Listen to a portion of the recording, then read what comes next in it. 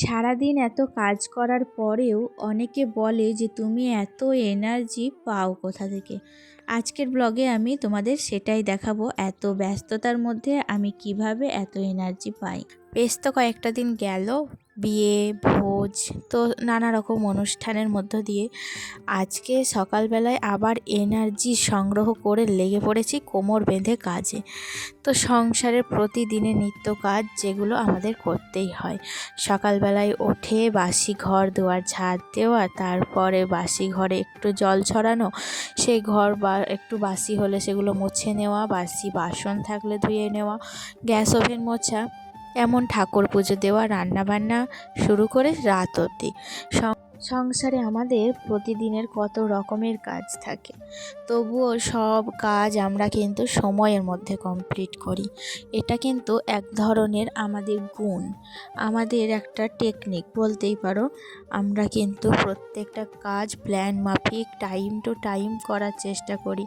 যেমন দুপুর 12টার মধ্যে রান্নাবান্না কমপ্লিট করে তারপরে দুপুর 2টোর মধ্যে খাওয়া দাওয়া কমপ্লিট, তারপর আবার ছেলেকে নিয়ে টিউশনে যাই, তিনটের মধ্যে গিয়ে 4টের মধ্যে ঘুরে এসে আবার রাত্রি 7টার মধ্যে সমস্ত জলখাবার চা টিফিন সবটা কমপ্লিট করে ছেলেকে পড়াতে বসি 8টা 8:30টার মধ্যে। তারপর রাত্রের খাবার তৈরি করে ঠিক রাত 10:30 কি 11টার মধ্যে আমরা শুয়ে পড়ি। তো এরকমভাবেই ঘড়ি ধরে টাইম টু টাইম প্রত্যেকটা কাজ আমরা কমপ্লিট করি। তার জন্য যেটা দরকার হয় একমাত্র ধৈর্য, বুদ্ধি, আর তার সাথে হচ্ছে অনেকখানি পরিশ্রম। আমাদের গৃহিণীদের সকাল থেকে রাত অবধি সারাদিন এক মুহূর্ত বসার সময় নেই। যদিও বা কাজ সেরে একটুখানি বসি, গল্প গুজব 5টা লোকের সাথে যদিও বা করি, তাহলে কিন্তু সেই সময় ছেলে এসে বলবে মা জল দাও কিংবা মা খেতে দাও। তো সেই কারণে আবার আমাদের উঠে যেতে হয়, আবার তাদের পেছনে তাদেরকে সহযোগিতা করতে হয়। তো এরকমভাবেই আমরা সংসারের পেছনে সার্ভিস দিই। কিন্তু এই সংসারের পেছনে সার্ভিস দিতে দিতে যখন দেখি যে নিজের জন্য কিছু করার টাইম পাই না, নিজের জন্য একটু সময় বের করতে পারি না, সময় কিন্তু কোনখান দিয়ে বেরিয়ে যায়, সময় শেষ হয়ে যায়। তাই নিজের জন্য হাতে সময় রেখে আজ একটু কাজ করব। আসলে অনেক দিন হলো কি বলতো, মাথায় না শ্যাম্পু দিয়েছি, তো মাথার কিন্তু চুলগুলো বেশ রুক্ষ হয়ে গিয়েছে। তো আজকে ভাবছিলাম একটু মাথাতে তেল দেবো। আর তার সাথে আমার যে নাইটিগুলো আমি বাড়িতে পরি, সেই নাইটিগুলো প্রচুর পরিমাণে ময়লা হয়ে গিয়েছিল। তো বেশ কয়েকটা দিন মাঝে তো ঠান্ডা পড়েছিল, তো একটা একটা করে কাচছিলাম। আজকে একেবারে গরম জলকে টকবক করে ফুটিয়ে নিয়েছি, আর সেই জলে দেখো সার্ফ দিয়ে ভালো করে আমি এখন সমস্ত যত রকমের নাইটি আছে, সায়া আছে, সবগুলোকেই কিন্তু আমি এখানে গরম জলে ভিজিয়ে রেখে দেবো। বেশ খানিকক্ষণ ভেজাবো জানো তো। এই যে ছাদের ওপর ভেজাতে দিয়ে আমি চলে যাব নিচে, একেবারে নিচের কাজ কমপ্লিট করে তারপরেই ছাদে আসবো। অনেকক্ষণ ভেজাতে দিলে কিন্তু ভালো ময়লাটা ছাড়বে, পরিষ্কার হবে ভালো। আর এই গরমের সময় দেখবে এখন কিন্তু কাচাকুচিটা একটু কম হবে, শীতকালেই বেশি কাচাকুচি হয়, আর শীতকালেই কিন্তু রোদ হয় না। তো শীতকালেই তো সমস্যাটা একটু বেশি হয়, তো গরমকালে কিন্তু চটজলদি যখনই কাচো না কেন শুকিয়ে যাবে, আর একটু হালকা ভেজা থাকলেও কোনো অসুবিধা হয় না। তো তারপরে তো চলে এসেছি নিচে, আর্নিকটাও সেরে নিয়েছি, ঠাকুর ঘরে গিয়েছিলাম, পুজো করে প্রণাম করে চলে এসে এখন বেডরুমটাকে গুছিয়ে নিচ্ছি। আর একটা জিনিস লক্ষ্য করেছো, কোথাও কিন্তু আমার বাবু নেই, বাবু চলে গেছে স্কুলে। অনেক ভোরেই আজকে উঠেছিল, 6টার সময় উঠেছে। তো ওকে সকালে উঠিয়ে ওকে রেডি করে দেওয়া, ওকে ব্যাগ গুছিয়ে দেওয়া, তো ওকে তারপরে ওকে বিদায় দিয়ে দেখো এখন আমি চলে এসেছি সংসারের কাজে। আর কিছুক্ষণের মধ্যেই কিন্তু সেও চলে আসবে, আর চলে এলেই আবার তাকে খাওয়াবো, তার জামা কাপড় ছাড়িয়ে দেবো, এরকম করেই কিন্তু সময়গুলো কেটে যায়। তাই ভাবলাম যে মাথাতে আজকে একটু তেল দিই। আর এই যে আমি যে তেলটা ইউজ করি, এটা তো আমি বাদাম তেল, তোমাদের আগেই বলেছি একেবারে ন্যাচারাল, কোনো এতে কেমিক্যাল নেই। তো এটা কিন্তু আমার চুলে ভালোভাবে স্যুট করে গেছে। তো মাথা তেল দেওয়াতে মনে হচ্ছে মাথাটা যেন একটু জোরালো, এতটা শান্তি যেন। তো স্নান করব মাথায়, তাই জন্য সকালবেলাতেই আজকে এবারে তেলটা নিয়ে নিয়েছি। তো ভালো করে তারপরে চুলটা বেঁধে এখন দেখো জল তুলছি। আমাদের তো এখানে ডাইরেক্ট মোটরের জলটাই আমরা খাই, আমরা কেনা জলটা ব্যবহার করি না, আসলে খেতে পারি না কেনা জলটা। নয়তো আমার ননদের বরই তো জলের ব্যবসা করে, আমরা মনে করলেই কিনতে পারি, কিন্তু কিনি না, কারণ খেতে আমাদের খুবই অসুবিধা হয়, সেই জন্য আমরা ডাইরেক্ট জলটাই ব্যবহার করি। আর এই যে সকালবেলায় একবার দেখছো সমস্ত বোতলে বালতিতে জল তুলে নিই, আবার একবার সন্ধেবেলার দিকে সমস্ত বোতল বালতি সবগুলো একবার করে জল তুলে নিই। তো যাই হোক, ওদেরকার কাজ সব কিছু কমপ্লিট, রান্নার জোগাড়ও কিন্তু প্রায় কমপ্লিট। এখন চলে এসেছি রান্নার কাজে। সকালবেলা জলখাবারটাও করা কমপ্লিট হয়ে গিয়েছে, ছেলেও চলে এসেছে এতক্ষণে, তো ওকে মাঝখানে একটু খাইয়ে টাইয়ে দিলাম। তো এখন কিন্তু খেলা করছে ঘরে, আর আমি এদিকে এসেছি রান্না করতে। আজকে রান্না করব ফুলকপি আলুর তরকারি। অনেক দিন হয়ে গেল ফুলকপিগুলো আনা ছিল, কিন্তু ওই যে আজকে ভোজ ছিল, কালকে ভোজ, ওই করতে করতে সবজিগুলো সমস্তটা ফ্রিজের মধ্যে রয়েই গেছে। আজকেও আবার প্রচুর সবজি আনা হয়েছে। তাছাড়াও ওই যে বলছিলাম কালকে মা অনেক সবজি নিয়ে এসেছিলো, সেই সবজিগুলো তো কিছুই স্টোর করা হয়নি, গুছিয়ে রাখা হয়নি। রান্না বান্না সেরে তারপর সেগুলোকে স্টোর করে রাখবো, নইলে পচে যেতে পারে। আর আমি যদি ফ্রিজে ভালোভাবে গুছিয়ে রাখতে পারি তাহলে কিন্তু এই সবজি আমার 1 সপ্তাহর ওপর পেরিয়ে চলে যাবে। তো সেই কারণে কিন্তু আমি রান্না বান্না কমপ্লিট করে তারপর ওই দিককার কাজে যাব।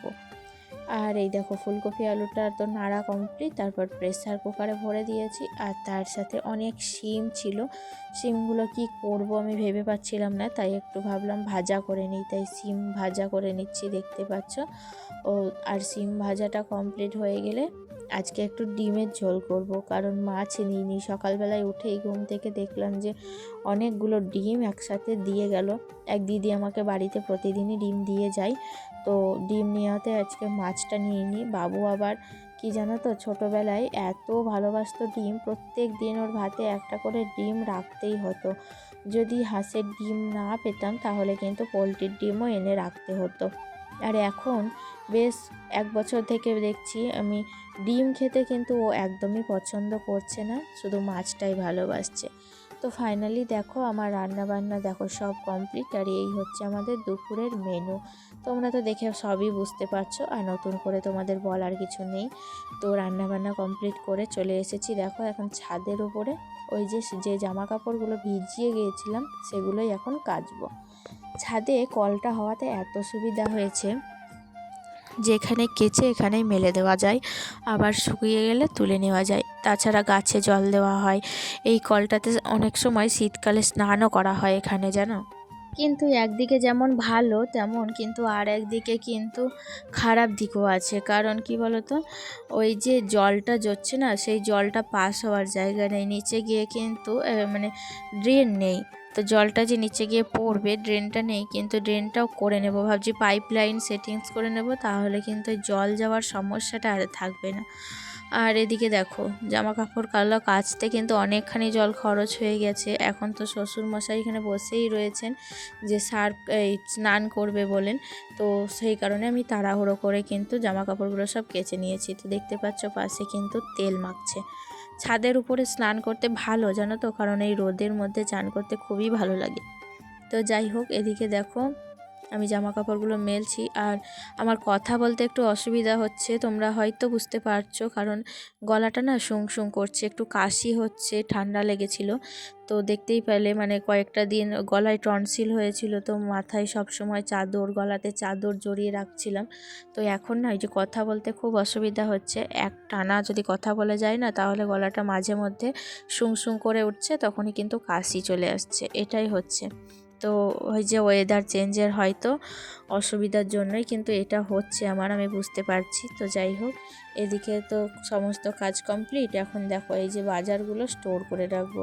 তো ফ্রিজে কিন্তু প্রচুর পরিমাণে আমার সবজি মিষ্টি সব কিছুই রয়েছে। তো বাজারগুলো এখন আমি রেখে দেবো। বাড়ির বাগানের বেগুন, এত ভালো বেগুন না, যেমনি বেগুন পোড়া খেতে ভালো লাগছে তেমনি বেগুন ভাজা খেতে, বেগুনের যে কোনো রেসিপি আমার এত ভালো লাগে, বেগুন বিশেষ করে পোড়া। তো যাই হোক, বেগুনগুলো খুবই কচি, একটুও বিচি নেই, তো সেই কারণে ভাবলাম ফ্রিজে স্টোর করে দিলে অনেক দিন চলে যাবে। আর গাছের পেঁপে, এখন কিন্তু আমার পাকা পেঁপে খেতে খুব ইচ্ছা করছিল যেন, কিন্তু পাকা পেঁপে কোথায় পাবো? ওই যে কাঁচা পেঁপেই আধ কাঁচা আধ পাকা এরকম একটা পাকা মানে পেঁপেগুলো। তো যাই হোক, ফ্রিজের মধ্যে রেখে দিলাম, দেখি যদি পেকে যায় এক একটা তো খাবো, খুব ইচ্ছা করছিল খেতে। তো আর এদিকে এই চালের বস্তায় চালটাকে আজকে ঢেলে রাখবো। তো এই পর্যন্তই কাজ করব, কারণ কি বলতো, এরপর একটু স্নান করব, মাথায় দেরি হবে। মাথায় স্নান করে তারপরে চুলগুলো শুকাবো, শুকিয়ে তারপরে কিন্তু টিউশনি যাব। চুল যদি আবার না শুকায় তাহলে আরও ঠান্ডাটা বেড়ে যাবে যেন। আর এমনও নয় স্নান না করলেও নয়, কারণ একটু অস্বস্তি হচ্ছে, মাথায় তেল দিয়েছি, মাথায় স্নান টান করলে হয়তো একটু ভালো লাগবে, সেই কারণে আর কি। তো দেখো চালটাকে ভালো করে ঢেলে নিয়েছি, আর এই যে এদিকে কিন্তু ঘরটাও একটু অগোছালো হয়েছিল, তাই ঘরটাকেও একটু ভালোভাবে আজকে গুছিয়ে নিচ্ছি। প্রত্যেকটা রুম একই দিনে যদি কমপ্লিট করতে না পারো না, আমার মতে বলে এক এক দিন এক একটা রুমকে তুমি একটু একটু করে সাজিয়ে তোলো, দেখবে তোমার বাড়িঘর পরিষ্কার পরিচ্ছন্ন হয়ে উঠবে। তো নিচের প্রত্যেকটা যত জুতো ছিল সমস্তটা নিয়ে এসে এই সুরাকের মধ্যে সাজিয়ে রাখছি। তো এতে আমাকে কিন্তু আমার বাবু অনেকটা হেল্প করেছে যেন, সমস্ত জুতোগুলো এনে দিয়েছে। তো চলো তাহলে বন্ধুরা, আজকের মতো ভিডিওটি এখানেই শেষ করছি। দেখা হচ্ছে নেক্সট ব্লগে। ভালো থেকো, সুস্থ থেকো, অবশ্যই কেমন লাগলো জানিও। আজ আসি, টাটা।